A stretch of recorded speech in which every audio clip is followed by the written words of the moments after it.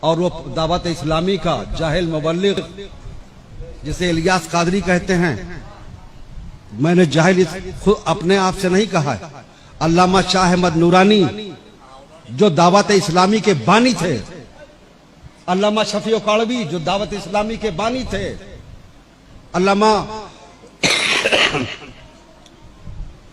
اور بہت سارے علماء کرام جن کے نام اسماء اس وقت میرے ذہن میں نہیں ہیں، انہوں نے مجھ سے خود بتایا۔ میں نے ان سے پوچھا دعوت اسلامی کے تعلق سے، حضرت کیا ہے، ان کی کیا حیثیت ہے، وہ کون ہے؟ تو علامہ شاہ احمد نورانی نے فرمایا تھا، اللہ رحمان ہے، اللہ تعالیٰ غریق رحمت فرمائے اور ان کی قبر کو گلزار جنت بنا دے۔ انہوں نے فرمایا کہ ہم تمام سنی علماء نے یہ دیکھا کہ پاکستان میں جماعت اسلامی کا بڑا زور بڑھتا چلا جا رہا ہے، تو اس زور کو توڑنے کے لیے اور سنیت کو بچانے کے لیے ہم نے دعوت اسلامی کا ہمارا ذہن بنا، تو ہم نے ایک جماعت قائم کی۔ اور یہ الیاس جو جاہل آدمی تھے، ان کے نام سے سارے علماء کو ایک کتاب مرتب کرنے کا حکم دیا گیا، اور سب کو عنوانات دیے گئے، سب نے عنوانات مرتب کر کے، اور اس کا کیا نام ہے، فیضان سنت نام سے وہ کتاب مرتب کی گئی اور ان کے نام سے اسے چھاپا گیا۔ اور یہ بڑے بھولے بھالے سیدھے سادے لگتے تھے دیکھنے میں، علماء کے بڑے فرما بردار تھے، علماء کے بڑے فرما بردار تھے۔ اس لیے سوچا گیا کہ ایک نیک سیدھا سادہ آدمی ہے، دین کی تبلیغ کرے گا، اور یہ کتاب ہی ہے، اس کے ذریعے سے دین کی خدمت ہوگی، جماعت اسلامی کا زور کچھ تو ٹوٹے گا۔ علامہ شاہ احمد نورانی رحمہ نے بڑے کرب سے مجھ سے فرمایا تھا کہ حضرت جب انہیں دعوت اسلامی کا امیر بنا دیا گیا تو اس شخص نے اس انداز سے اپنا گرگٹ کی طرح رنگ بدلا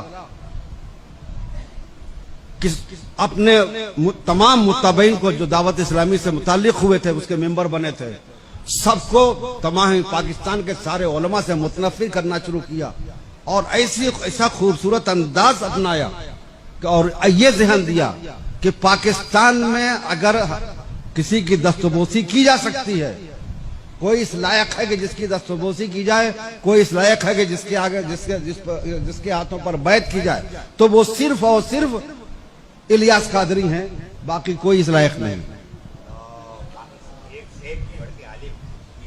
اور یہ ماحول اس طرح بگڑا، اس طرح سے کہ ان کا دعوت اسلامی کا ایک گروپ بن گیا، تمام علماء ان سے کٹ گئے، بیزار ہو گئے، اور سارے علماء ان پر لعنت ملامت کر رہے ہیں۔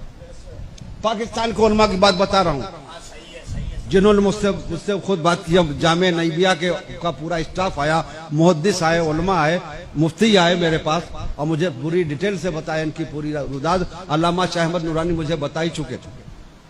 ان کی جہالت اور بے ادبی کی انتہا میں بتاؤں، بات آ گئی ہے تو سن لیں، میرا ارادہ نہیں تھا، میں تو یہ بولنا بھی نہیں چاہتا تھا، لیکن وہاں چونکہ وہ اس فتنے کا وہ بانی ہے، فتنہ معاویہ کا وہ بانی ہے، اس نے جو ہے،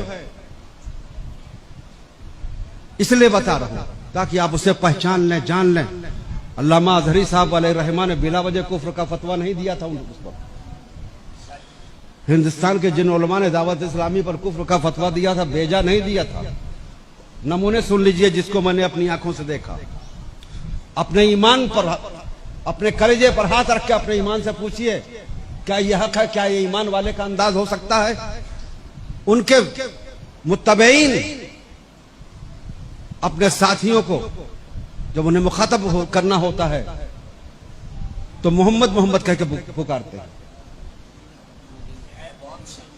محمد کہہ کے پکارتے ہیں، حتیٰ کہ جب انہیں باتھ روم جانا ہوتا ہے تو مدینہ کہتے ہیں۔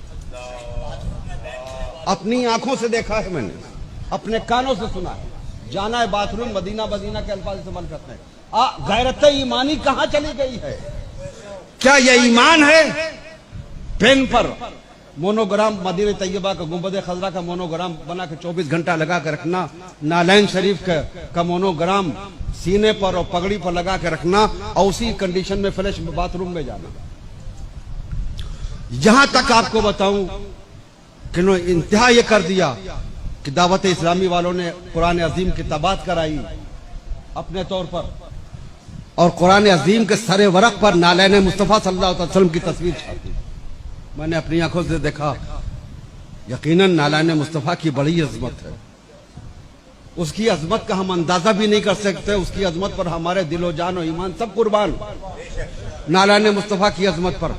लेकिन नालैन बहरहाल नालैन है और कुरान बहरहाल कुरान है।